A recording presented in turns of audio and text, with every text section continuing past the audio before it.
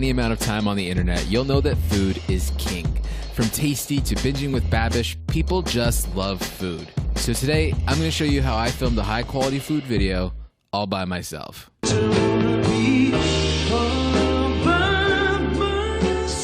First thing you'll need, of course, is a recipe and all the ingredients for that recipe. I'm not going to teach you how to cook in this video, so before you even set up your camera, make sure whatever it is you're cooking, you can do it with your eyes closed. Because on top of having to prepare and cook the meal, you're going to have to worry about capturing it as well.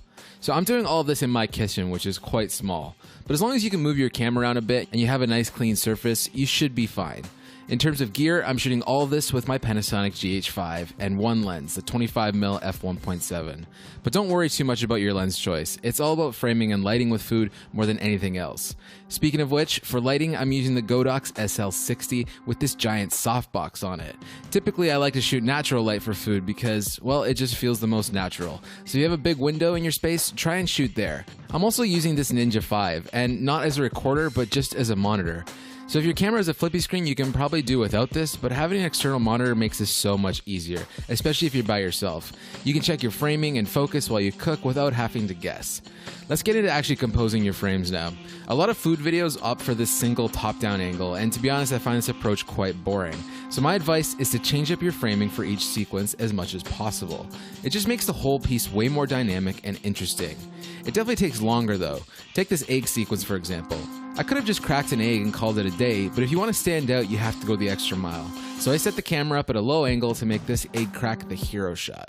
Here's a few of my favorite go-to angles for food, and I urge you to experiment and find new perspectives as well.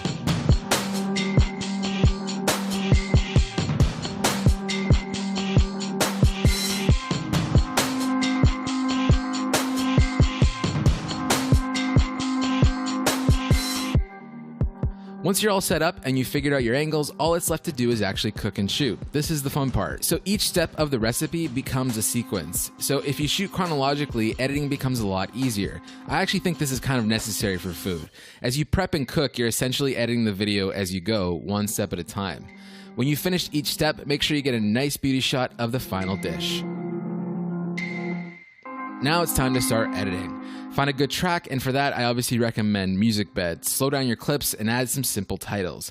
For added production value, sometimes I'll mask out a title with an action, so it feels like the title lives in 3D space. There's a link in the description if you need a tutorial on how to do this. Now for color, I like to keep things pretty simple. Just a clean Rec 709 look is usually best. Food has to look how it looks in real life, so I'd avoid overly stylized grade and stick to what feels the most natural for your ingredients.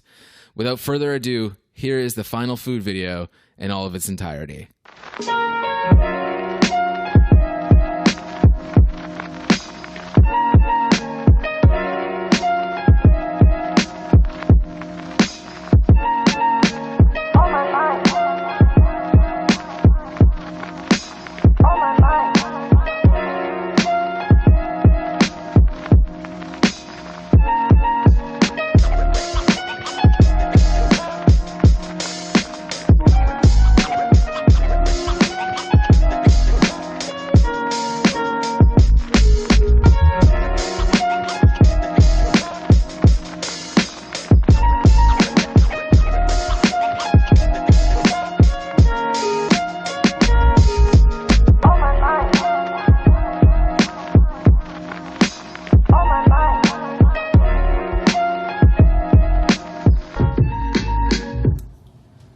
There you have it.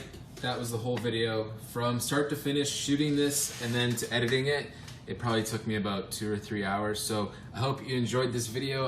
This is a little bit behind the scenes of how I actually edit as well. I just recently switched to this Audio Technica ATM 410 for my voiceover. So, I mean, now you're listening to the phone, so it doesn't really make a difference. But this whole video was recorded with this microphone. If you like making food videos, let me know in the comments and I'll be there answering them.